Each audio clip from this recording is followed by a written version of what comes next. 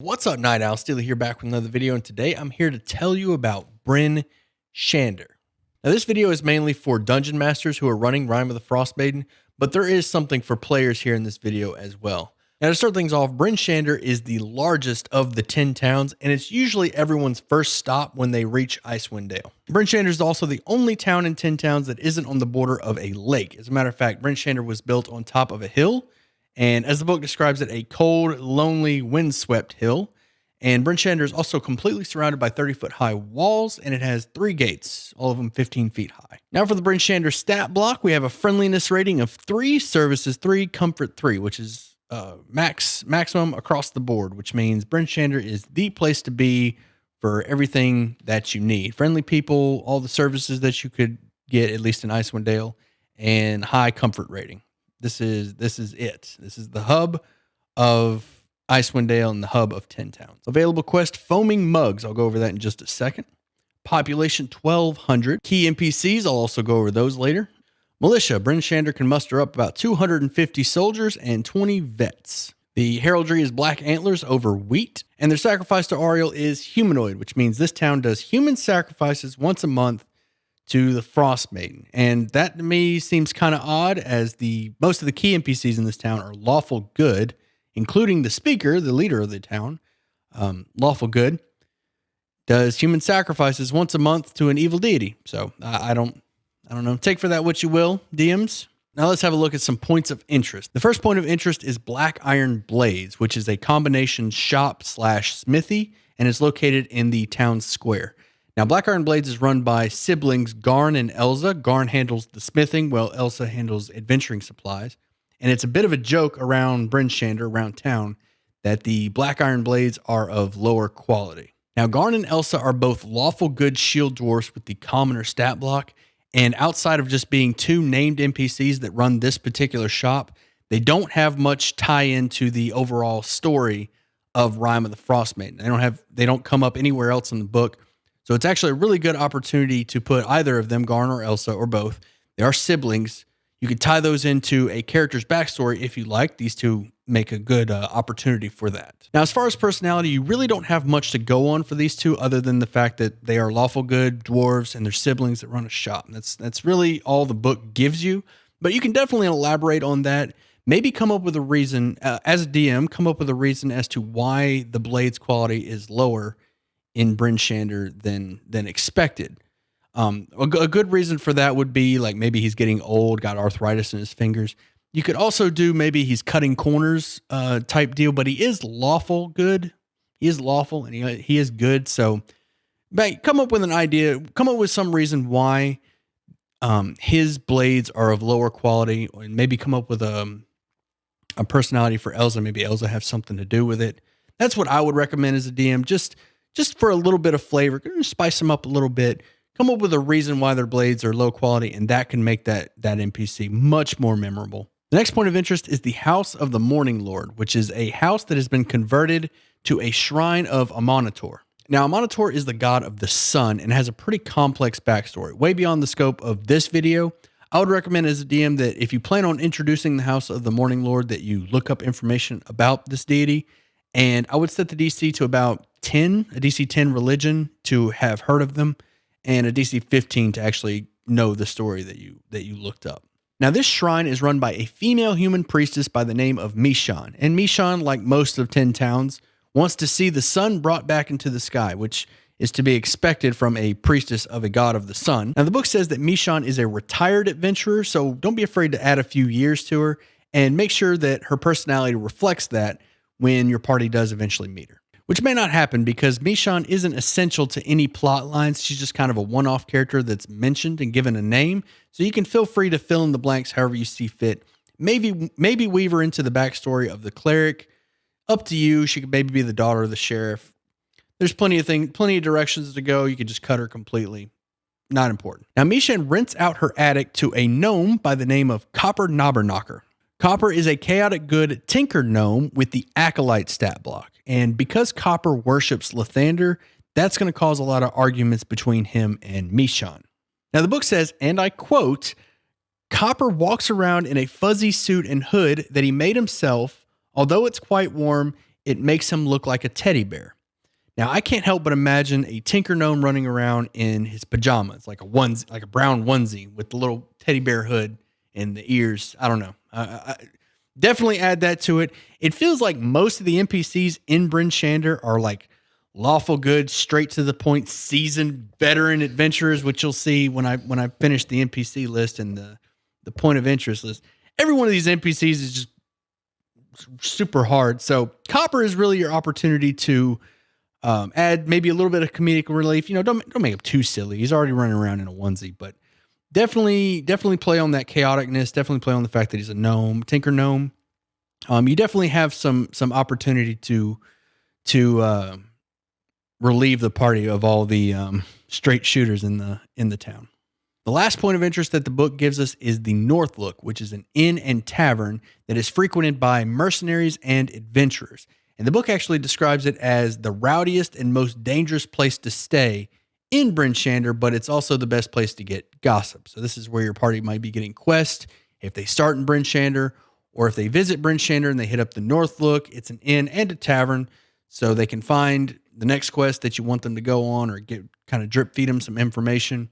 This is the place for that. The North Look is run by, you guessed it, a retired mercenary by the name of Scramsax. Now, Scramsax is a true neutral male human with the veteran stat block. And with the veteran stat block, that makes him a CR3, so he's not somebody that you want to mess with. What I would do is give him his longsword and have that hanging maybe above him in the tavern, or somewhere close by that the patrons can see it, and give it a name, give it a little plaque, something like that.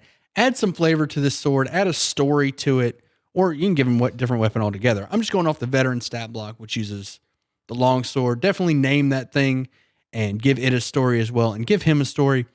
His personality, I would personally go with pick your favorite grizzled veteran from a movie, or your favorite barkeep. Any one of those will work. It does say that he's a bit of a loan shark. Like he sees that if somebody's between jobs at the moment, he'll kind of loan out the rooms or food and things like that. But he does collect, and he'll pull out his sword if you try to run out on the bill. The North Look is also home to Old Bitey, which is a knucklehead trout that was known for terrorizing the local fishermen before it was finally caught, stuffed, and then put above the hearth. And eventually a wizard a prankster came by and cast a spell on Old Bitey, causing him to occasionally sing and harass patrons in the North Look. Now, I'm not much of a singer, but I did have Old Bitey occasionally throw insults at party members as they walk by, or just overall be grumpy at them whenever they get near. And keep in mind that my interpretation of Old Bitey is that it's an illusion. He's not actually animated. He's not actually intelligent. It's just kind of an illusion that goes off, like a magic mouth or something along those lines that goes off. He's not actually intelligent. He doesn't have a memory. He doesn't have a personality or anything like that. It's just an illusion goes off that some wizard put on there. But it's entirely up to you. You can give Old Bitey a personality. Maybe have somebody go have a conversation with him you want. Give him an intelligence score.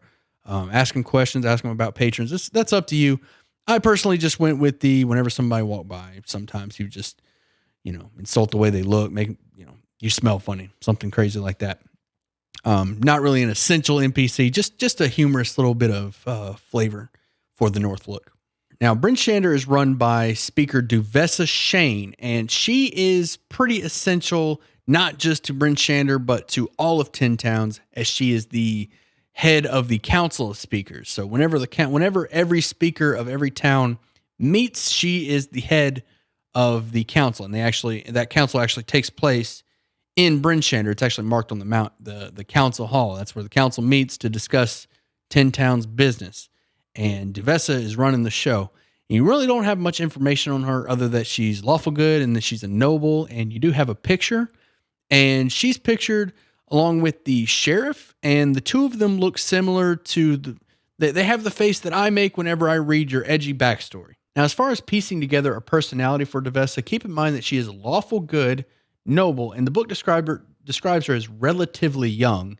And as she is the speaker of the town and also the head of the council of speakers, she's probably got a lot of weight on her shoulder. Being noble, being a leader, being young, all of these things like that, she probably comes off as pretty as responsible but abrasive.